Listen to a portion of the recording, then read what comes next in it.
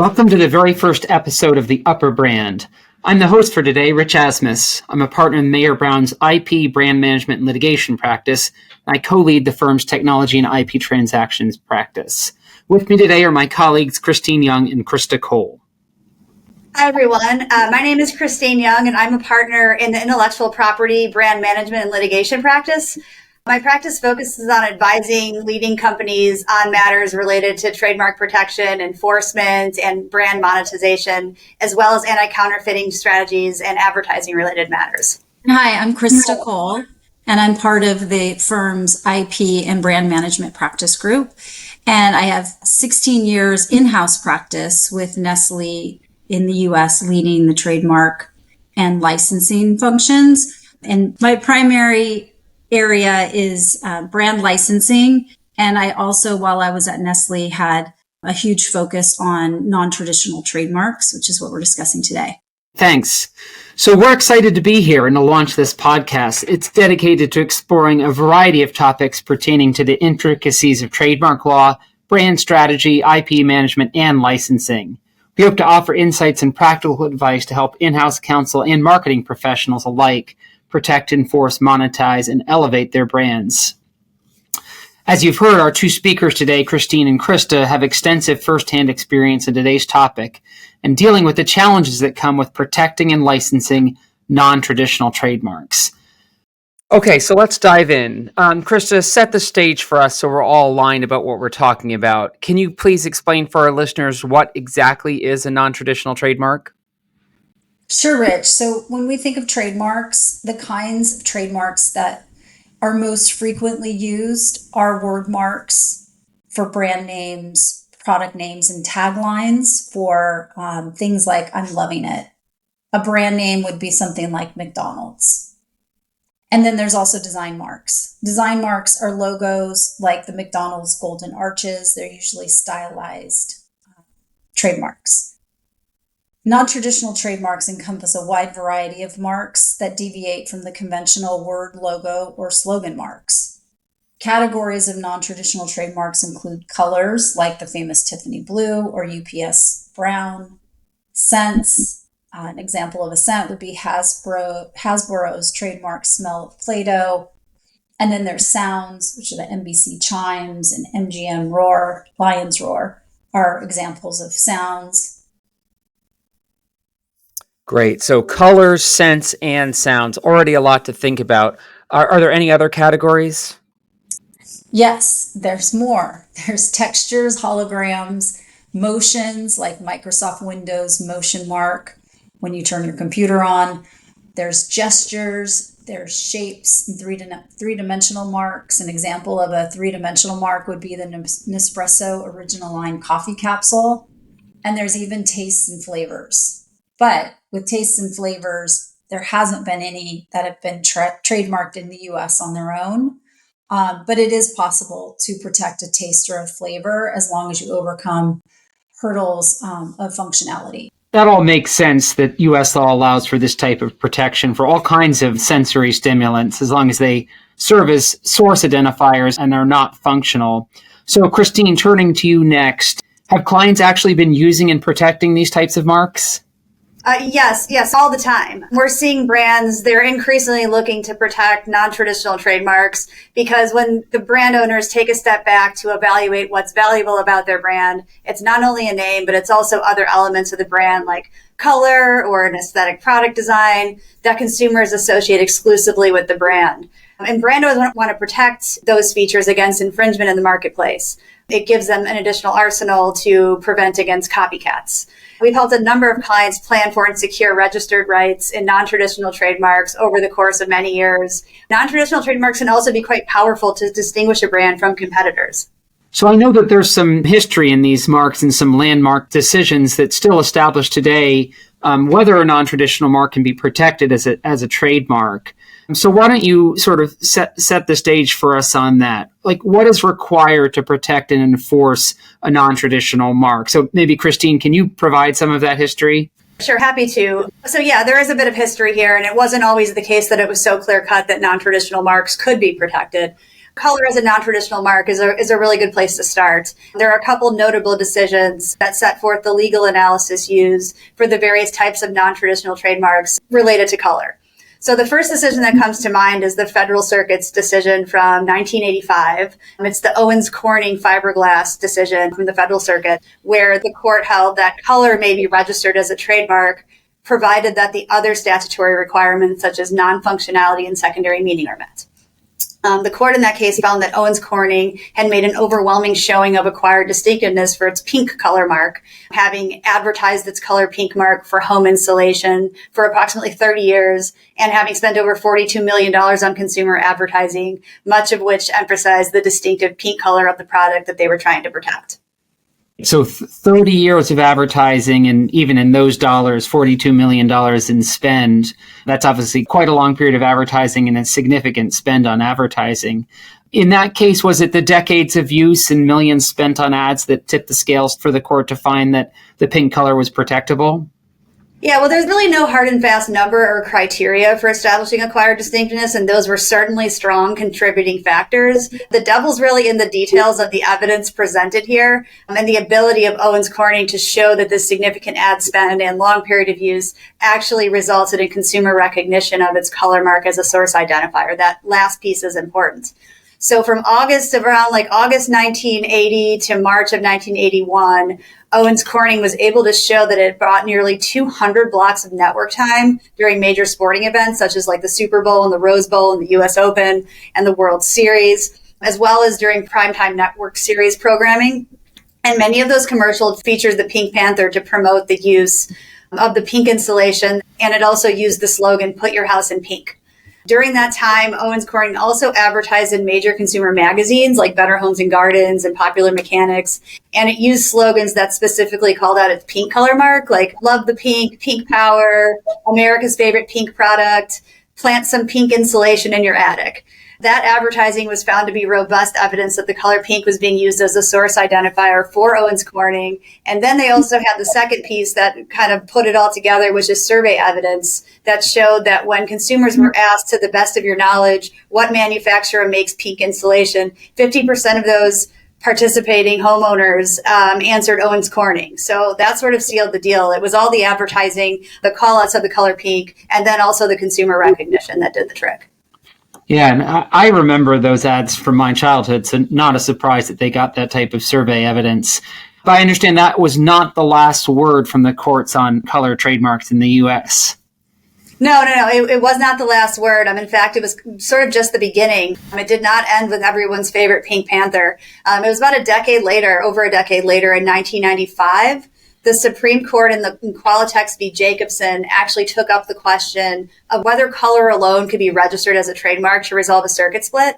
So at the time, there was the Ninth Circuit that reversed the district court's favorable ruling as to Qualitex, holding that color alone could not be registered as trademarks under federal law. But then there were other courts that previously ruled that color alone could be registered as a trademark. In Owens-Corning, it was pink. What was the color market issue in the Qualitex decision? Yeah, so in Qualitex, they were using a shade of this like greenish gold color for press pads that it manufactured and sold to dry cleaners. Qualitex sued Jacobson for unfair competition when Jacobson began using a similar color for its press pads. While the lawsuit was pending, Qualitex actually filed for and obtained a trademark registration for the green gold color from the USPTO. I'm not quite sure why Jacobson didn't oppose that, but they secured the registration during the dispute. And Qualitex then amended its lawsuit to allege infringement of the registered green gold color by Jacobson. So, sitting here today, 30 years later, it seems evident to us that color can function as a trademark. Christa mentioned UPS Brown at the beginning. Back then, what arguments did the defendant Jacobson make to try to convince the Supreme Court that color should not be registrable? That's a really good question, and they had to get pretty creative.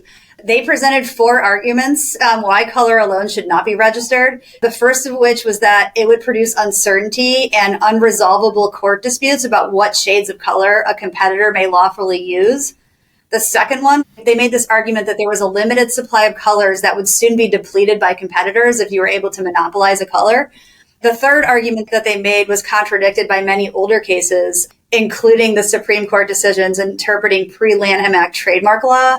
And the fourth argument that they made was that it was unnecessary because brands may already use color as part of a trademark and can rely on trade dress protection.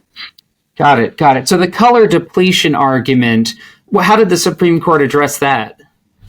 Yeah, so along with the three other arguments, the court rejected it. But that one in particular, the court reasoned that where such color depletion actually occurred, the colors would likely be functional and therefore not subject to protection as a trademark for functionality reasons. And it also kind of seems that the court did have a crystal ball on the color depletion point. The lack of color depletion actually turned out to be correct based on data. There was a study in 2019 of USPTO registrations post-Qualitex that showed that color depletion has not been an issue, and only 0.06% of the universe of applications for trademark registrations claimed color. And of those, only about 27% received a registration on the principal register. So that sort of debunks the color depletion argument by data that was rejected by the court.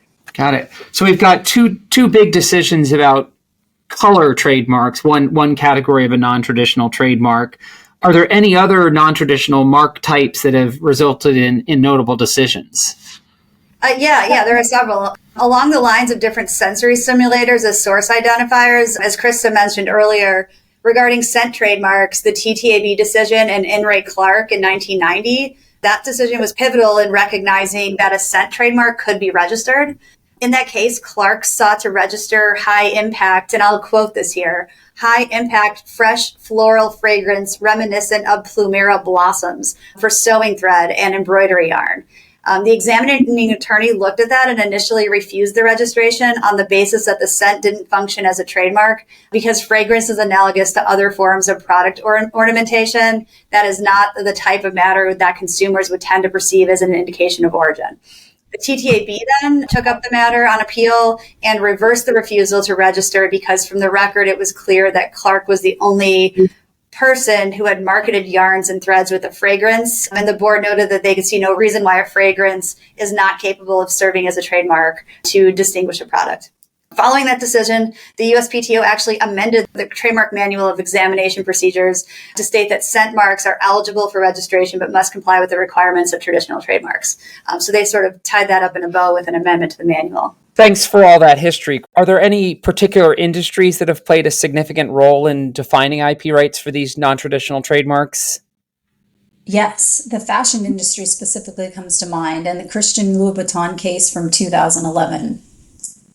There, Christian Louboutin owned trademark for red soles on a shoe, and Christian Louboutin asserted a number of claims under the Lanham Act, trademark infringement claims, counterfeiting, false designation of origin, unfair competition, and trademark dilution. And importantly in this case, the Southern District of New York held that a single color can never serve as a trademark in the fashion industry. Got it. So that seems to contradict a little bit the Supreme Court's decision in Qualitex that Kristine touched on earlier. That's exactly right, and exactly what the Second Court ruled on appeal. Specifically, the Second Court found that the District Court's decision was inconsistent with the Supreme Court's decision in Qualitex, and Louboutin's trademark, consisting of a red lacquered outsole on a high fashion women's shoe, had acquired limited secondary meaning as a distinctive symbol that identifies the Louboutin brand. So on appeal, that law was on Louboutin's side thanks to the Supreme Court's decision years earlier. So what did Louboutin do to show that the facts on distinctiveness were also on their side?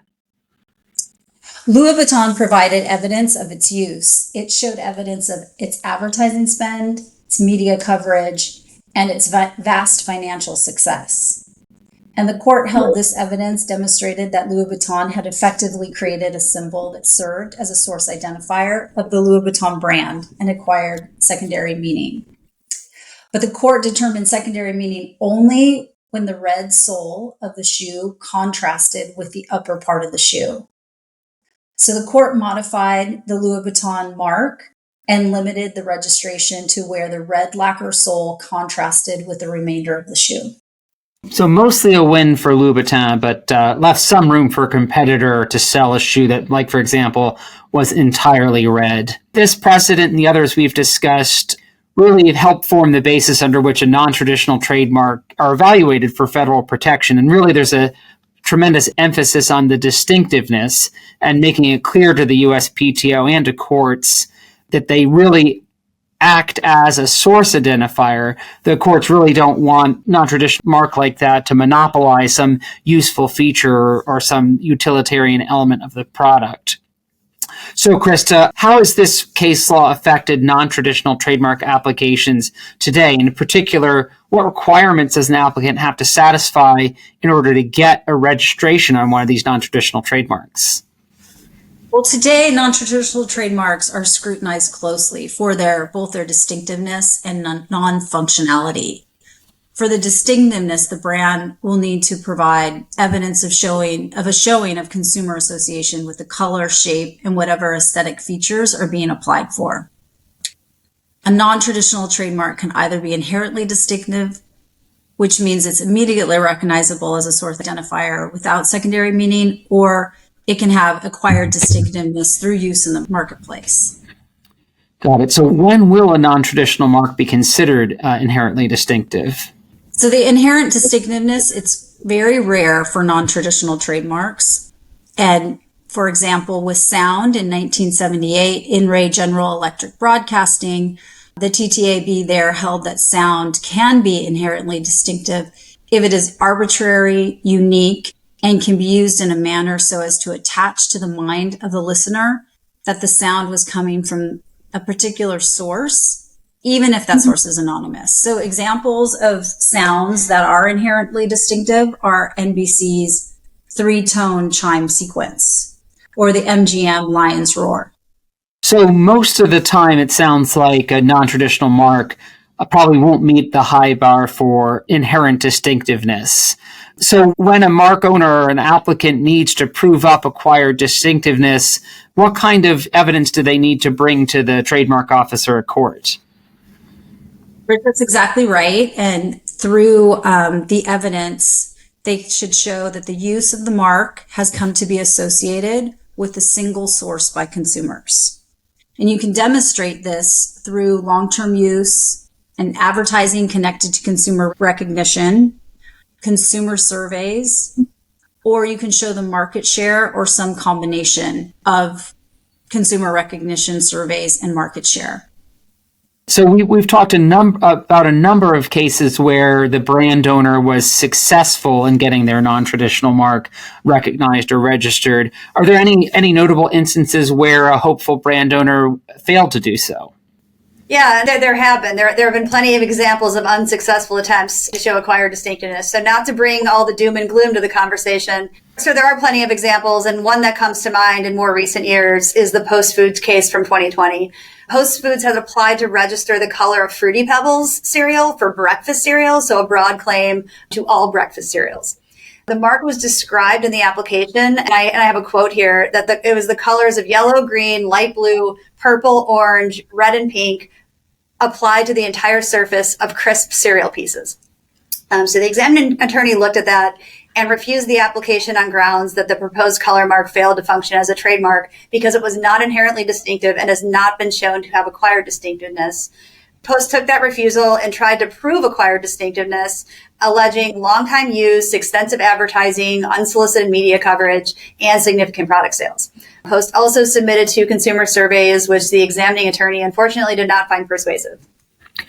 So it seems like Post pursued sort of all of the things some of the other applicants we talked about did. After those methods didn't work, was there anything left for Post to do to try to show acquired distinctiveness? Yeah, so they tried several times to convince the PTO without success and eventually limited their application to just the colors, and they disclaimed the shape of the cereal. And they ended up submitting also a new drawing of the proposed mark to align with the claim. But the examining attorney still was not persuaded and then issued a final refusal that Post appealed to the TTAB.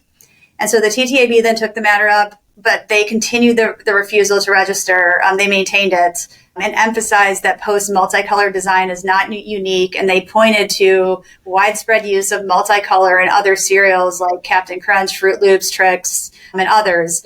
And the TTAB also noted that Post did not provide sufficient evidence that consumers associate with multicolored cereal pieces uniquely with Post. So clearly not the outcome Post hoped for. Any learnings other brand owners can take from this if facing a similar uphill battle on establishing acquired distinctiveness? There are a number of learnings from that scenario. For example, if it's a newer marker product, I think the supplemental register is a great option, just to be sure that the mark isn't generic. For example, use of the color green in connection with an environmentally friendly product. And after 5 or so years of continuous use in the marketplace with the adequate advertising, consumer recognition, and all those other pieces of evidence that Christa touched upon, a mark owner can then file a new application for registration on the principal register. So it's like trying to test it out on the supplemental register first could be a good way to go. The marks we've been talking about so far, the color or other feature of the mark really doesn't have a functional aspect to it. But I understand that an additional hurdle to registering some non-traditional marks is functionality. And so, Kristine, can you explain what that means? Yes, happy to touch on the issue of functionality. And it's important to note that an applied for mark can't have utilitarian functionality, and it also can't have aesthetic functionality. Utilitarian functionality means that the claimed features of the mark are essential to the use, purpose, or operation of a product, or that they affect the product's cost or quality. For example, if the product's particular shape for which protection is sought can't be part of the reason why the product works in the first place. The prohibition against registration of marks that have utilitarian functionality is designed to protect the integrity of utility patents and prevent patent and trademark protection from bleeding together. And as to this utilitarian functionality, any decisions addressing this concept to give us some context for it? Yes, actually, there are plenty of decisions addressing utilitarian functionality. And one more recent decision comes to mind from the Federal Circuit. It's the Ceramtech v. Corstech bioceramics case. That case sort of serves as a good reminder to check historical records, particularly public records, for statements that could cut against the position that an applied for trademark is not functional. Warning, we're back to the color pink again with this case, but this time it's for ceramic hip components. So in the Ceramtech case, there was a patent that covered a chemical composition of certain ceramic hip components that included chromium oxide called chromia. And it disclosed that the addition of chromia not only affected the color that produced a pink color at certain concentrations, but also provided material benefits, specifically enhancing the hardness of the ceramic material. There was a patent and its description of chromia's role in improving material properties like hardness was central to the argument that the pink color was functional. Additionally, Ceramtech's own public communications and marketing materials echoed the patent's claims about chromia's benefits, and those were also used as evidence against registration, against rights. With this all reinforced the notion that the color pink was not just an aesthetic choice, but also had utilitarian value. So the Federal Circuit affirmed the USPTO's cancellation of Ceramtech's pink registrations on grounds that they are functional. So thanks for that example, Kristine. It sounds like in that case, the brand owner was really tripped up by its patent disclosures. Anything that can be done to avoid that outcome? There are some things that can be done to avoid that outcome. If what you're claiming as trade dress protection is protected by a patent as functional, trade dress protection isn't going to be possible. But it's also important to keep in mind that patent disclosures can inadvertently limit trademark possibilities if they describe functional attributes of an applied for design element. So considering potential conflicts and carefully drafting applications for one type of IP protection so as not to limit another, if that's going to be desired, is an important consideration for a strong IP portfolio. That's to say that sometimes it pays long-term dividends to have the patent and trademark lawyers strategizing together in the early phases of product development, protection, and launch to ensure that the functional features are protected by patent rights, but that those claims in the patents don't inhibit trademark protection that has the potential to remain in place long after patent rights have expired, basically for so long as the feature is used. So if you're strategic at the onset, it's possible to protect IP in a way where there's a monopoly for a period of time with your patent rights, and then those rights don't expire because your trade dress rights remain and kick in, of course, without your functional features protected. That's all about functional or utilitarian functionality. You also mentioned aesthetic functionality. Can you explain what that means? And the question I had is, Was there an argument that the red Louboutin soles had an aesthetic function, namely to make the shoes look good?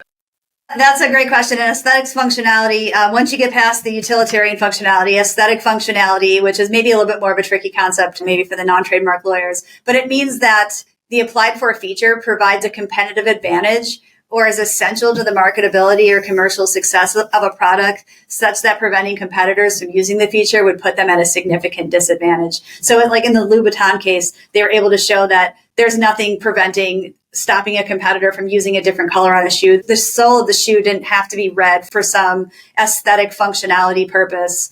It was just solely aesthetic as a source identifier. Any other examples you can give us to put that concept in context? There's several interesting cases on aesthetics functionality. The one that comes to mind is Brunswick v. British Seagull Limited from the Federal Circuit. It's a case dating back to 1994, where the Federal Circuit affirmed the TTAB's determination that the color black for outboard motors was functional because while the color didn't have a utilitarian effect on the mechanical workings of the engine, it nevertheless provided other identifiable competitive advantages, such as ease of coordination with a variety of boat colors and the reduction in the apparent size of the engine. The attorneys submitted briefs to the USPTO arguing against aesthetic functionality. So based on that case, attorneys submitting briefs to the USPTO arguing against aesthetic functionality need to be careful because you could argue too hard that the characteristic does not provide advantages in the marketplace. Then you'll be stuck responding to a distinctiveness or a genericness office action. There's a delicate balance there regarding the arguments that you should make. So we've gone over a couple cases where brand owners failed to get their non-traditional marks registered. What should businesses think about when they're considering applying for one of these marks, and what can they do to increase their chances of success? There's a number of points to consider before filing an application for a non-traditional trademark to increase the chances of success. For example, a threshold question is to ask whether the mark is truly distinctive and whether the evidence will support that claim. It's important also to look at existing evidence as well as evidence of use to assess the chances of establishing distinctiveness and use as a trademark in commerce. It's likely that a significant amount of evidence is going to be needed and gathered and submitted to persuade the USPTO that there is acquired distinctiveness. That evidence, like we touched upon, Christa mentioned earlier, it's sales figures, marketing campaigns, data on advertising reach, unsolicited media coverage, sometimes consumer surveys to show that when the consumers encounter the applied for mark in the marketplace, they think of the applicant and its business. Ideally, there'll be evidence dating back to at least 5 years, but that's not a hard and fast number that's set in stone. There's a couple of other considerations as well. If you're claiming acquired distinctiveness through use, your application must be filed on a use basis. It seems kind of obvious, but it has to be filed on a use basis with an acceptable specimen showing use as a trademark, or you're going to shoot yourself in the foot at the onset. Specimens that merely show a mark in passing without any emphasis on the applied for features being used as a source identifier as a trademark are likely to draw a refusal, calling into question any claim to acquire distinctiveness. So note that non-traditional trademarks may require a physical specimen that be mailed into the USPTO. Like, for example, if you have a scent mark, maybe like a scratch and sniff sticker might be an acceptable specimen or a product sample that shows the scent, provided that it's part of the packaging for the goods or is used in a manner to identify the goods and indicate their source. If that evidence doesn't exist, it may be worth discussing with the responsible marketers about how the desired feature can be called out in advertising materials in preparation for seeking trademark protection in a way that dovetails with other brand messaging. So talking to the marketers at the onset, if you're going to want to protect this at the USPTO, consider doing all of these things in your marketing and messaging up front so that we have a good case when we try to protect this.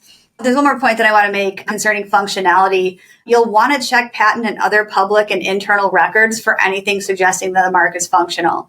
The functionality refusal can often require a technical response explaining how a product works. So it's helpful if you need to do that to have input from different areas of the business who have expertise and sometimes even involve patent counsel to make sure that you get it right. You don't want to be making statements to the PTO that could be adverse to patent rights in the future. So you want to make sure that, again, that both sides are talking to each other and that you're also talking to the business. So you've done your research, you've gathered your evidence, maybe you've done some surveys, all to support an application. What's an example of a filing strategy for some of these types of non-traditional trademarks? The filing strategy is important. At the onset of the trademark application, the goal is to be carefully crafted to avoid conflicting with other IP or public statements made about the product, particularly with regards to functionality. Very important. The application is also going to require representations of the mark and specimens. So for example, like for colors, a Pantone color or equivalent is required for the representation, and the specimen must show a depiction of the color used on the product. Sometimes that's a picture of just a product that you're claiming, but with dotted lines, like you're not showing the shape, you're just claiming the color. For sounds and gestures, a written description or an audio or video file may be necessary. And for scents, a chemical formula or other detailed descriptions and or a physical sample of the scented product may also be required. The disclosures required more thought than your standard word or logo mark due to the potential to conflict with trade secrets. So if the non-traditional mark involves proprietary information, such as a unique scent formula, revealing this in a trademark application could compromise the trade secret status. So you don't want to do that. So generally, the best practice is to try to walk a fine line between being concise but avoiding revealing details of any trade secrets. So like, for example, for a unique product sound, you can describe the sound without detailing the technology that produces it. For a scent, you can describe the scent without exactly disclosing the formula that makes it. For example, on scents, the Play-Doh registration is a good example. So that scent registrations describe the smell as a sweet and slightly musky vanilla fragrance with slight overtones of cherry combined with the smell of a salted wheat-based dough. So that description was accepted by the PTO, but there was only after an office action was issued and to drill down into the specifics, such as whether the wheat-based dough is comprised of a winter wheat. Hasbro, the owner of the mark, provided a simple response of, and I'll quote this, "Wheat does not create the applied for scent. Instead, the unique scent is primarily created by added ingredients which are combined with the natural smell of the dough product." Of note, when Hasbro gave that response, and also Hasbro does not volunteer the specific ingredients or its proprietary recipe on its product packaging or anywhere really publicly, and that ended up being accepted by the PTO. They didn't really press harder for more details. One last thing on this point, it's important to carefully craft the claimed goods or services so as not to be too broad and walk into refusal for lack of distinctiveness in connection with the claimed goods or services, or a refusal based on a lack of use or ultimate inability to show use because you've claimed too broadly. Thanks. So a lot of hurdles to overcome, a lot of homework to get these marks. Turning back to you, Christa, what are the benefits to clients of registering these non-traditional marks? There's several benefits. I like to start with the one I like the most. And from my in-house perspective, the business always loves having a Circle R wherever they can. So that's a benefit solely for your business team and your marketers. One of the reasons why they love that Circle R is the benefits that flow from it, which are the right to file a lawsuit in federal court, presumption of ownership of the mark, and the exclusive right to use it. And that presumption of ownership and the exclusive right to use can substantially reduce your costs of defending or enforcing your trademarks if third parties are dissuaded from using the same or similar mark. What else do we have? We have the listing of the mark on the U.S. federal database, showing that it's a registration and giving notice, and also allowing eligibility to enroll in programs like the Amazon Brand Registry and other brand registries for e-commerce sites that give additional protections. And then the federal registration will allow you to record your mark with U.S. Customs, and that can be a very useful tool to block counterfeit goods from entering into the country. Those are really great points. I would say from a registration standpoint, if you do a lot of work or have a lot of issues online with getting products taken down from online marketplaces, I've found that having that registration number, even if it's a supplemental trademark registration number, gives you a whole lot more legitimacy and makes it a lot easier to remove counterfeits than if you're just going on your common law rights alone. It can be very difficult. Getting that registered gives you a whole lot of power online. Also, from a brand asset standpoint, non-traditional trademarks, they allow companies to create a unique brand identity that can be instantly recognizable. And that can set the brand apart in a crowded marketplace where traditional logos and names might be similar. Marketers tend to like more descriptive marks to show their goods. If they're doing that with a more descriptive mark, a non-traditional mark could be a good partner for a more descriptive trademark to build that brand and build that recognition. Because of the memorable consumer experience, they can also enhance brand recall and customer loyalty. These non-traditional marks, they can also facilitate brand extension into new products or services by maintaining a consistent and recognizable sensory experience across different offerings. and if successfully trademarked, non-traditional marks can act as barriers to entry for competitors trying to mimic your brand strategy. It can also be really beneficial from a licensing standpoint. You can just have one more asset that you can license and potentially monetize if you're looking to undertake brand licensing endeavors. So you mentioned competitors trying to mimic a brand strategy. Just continuing that thought, what about monitoring and enforcement? Is enforcing non-traditional trademarks any different than how you think about enforcing a word mark or a logo? The first thing that comes to mind with non-traditional marks is that monitoring for infringement can be more labor intensive. For instance, detecting the unauthorized use of a specific color or a scent requires more vigilant market surveillance than monitoring for word mark usage or even logo usage. Sometimes that's going to require identifying trap purchases, things to actually experience the mark if you're dealing with something that's sensory. Also, certain tools that are traditionally used to deter infringement, like trademark symbols to provide notice, they may be less effective in deterring misuse of non-traditional marks. Like it's hard to attach a registration symbol to a sound or a smell. You could put it on packaging for that sound or a smell. Possibly if your product is something that the product is emitting sound. But if you're like a service and you're using a sound, that just may be more difficult. Not to say you can't use your website or other materials to convey your trademark rights, but adding a little bit of difficulty there. When enforcing non-traditional marks, brands should be aware that the risk of retaliatory counterclaims. So there's more room for these counterclaims, like functionality can be raised at any time and registration is never conclusive proof that a mark is not functional. So look forward to functionality claims when you're enforcing non-traditional marks. It's not to say not to do it, but it's just something that you're going to have to be prepared for. Brands may also need to learn to lean more heavily on survey evidence, particularly in instances where a non-traditional mark is not registered and does not enjoy any presumptions of distinctiveness. So get ready if you're going to enforce a non-traditional mark before it's registered to engage in a survey and get strong survey results. So, Kristine, I agree with everything that you've just said. I just want to add on that obtaining the registration is just one stage of creating the strong trademark portfolio for all of your marks that include the non-traditional trademarks. I think as a next step, and this can happen both while you're waiting for the registration to issue and also should happen after the registration is issued, consumer education is really important. And you need to make sure that you educate your consumers, and this is for your business team and your marketers, educate the consumers between the non-traditional trademark and your brand, and that must be ongoing to make that connection. This involves maintaining a robust evidence of use, regularly updating consumer perception studies, ensuring brand consistencies across all platforms, and using public relations to enhance the mark's recognition. I think both public relations and marketing strategies that provide for the look for advertising or other connections between that non-traditional trademark and the overall brand. However, with the strategic branding, legal foresight, and consistent consumer engagement, businesses can improve the commercial strength and enforceability of non-traditional trademarks. So I'll try to wrap up a little bit here with our discussion on non-traditional trademarks. First, it's clear that they offer a unique avenue for brand differentiation, but they certainly come with their own set of challenges with respect to registration, protection, and enforcement. And it's a journey that's not for the faint-hearted. However, we've also seen that the rewards can be quite substantial, including a memorable brand identity that really stands out in a sea of competitors' names, logos, and slogans.